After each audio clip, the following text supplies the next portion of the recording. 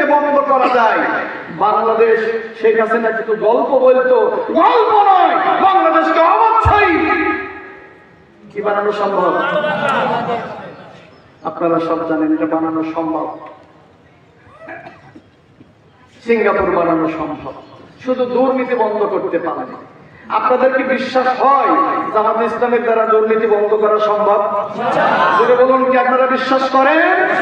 যদি এই দুর্নীতি বন্ধ করে, ইনশাআল্লাহ দেশের মানুষ নগদ টাকা লাভ বাংলাদেশে তাদের এই দু চোখ দিয়ে দেখতে পাবে ইনশাআল্লাহ। বাংলাদেশে কোটি কোটি শিক্ষিত বেকার যুবক, চাকরি বাকরি নাই, ফলে কি করছে? লেখাপড়া শিখে মাস্টার পাস করে, বিএ পাস করার পরে বিদেশে পাড়ি জমাচ্ছে।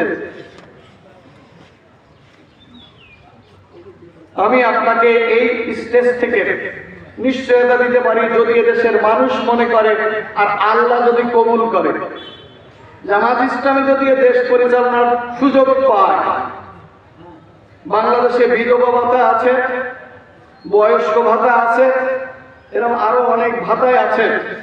জামাত ইসলামী এদেশের কোটি বেকার যুবককে হয় চাকরি, না হয় বেকার ভাতা দিতে পারবে ইনশাআল্লাহ। যুবকরা কি আমার কথা শুনতে পাচ্ছেন ভাই?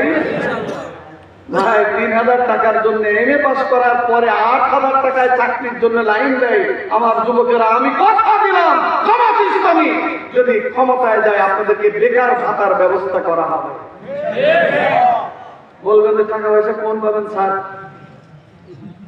টাকা পয়সা সব পকেটে পকেটে আছে, খালি আনতে হবে না। বাংলাদেশে জাকাত দেওয়া লোকজন আছে না নাই? কোন বলেন আছে না নাই?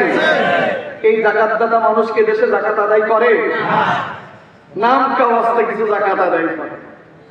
বাংলাদেশ জামাত ইসলামী ক্ষমতায় আসলে তার প্রধান কাজ হবে নামাজ প্রতিষ্ঠার মাধ্যমে মানুষের নৈতিক সংশোধন, আর জাকাত আদায়ের মাধ্যমে এদেশের অর্থনৈতিক অবস্থার যে দুরবস্থা তা দূর হবে।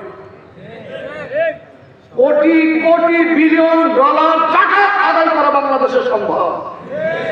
আর এই জাকাতের টাকা দিয়ে বহু উন্নয়ন, শুধু কাজই না, সকল ধরনের ভাতা সহ আমাদের এই যুবক ভাইদেরকে বেকার ভাতাও দেওয়া সম্ভব ইনশাআল্লাহ।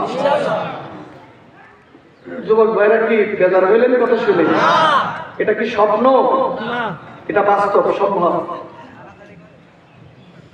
সম্মানিত ভাইরা, যারা আমরা নামাজ পড়ি, নামাজ পড়ে হাত তুলে একটা দোয়া করি, মনে আছে? আমি তো মনে করাই দিই, রব্বানা আতিনা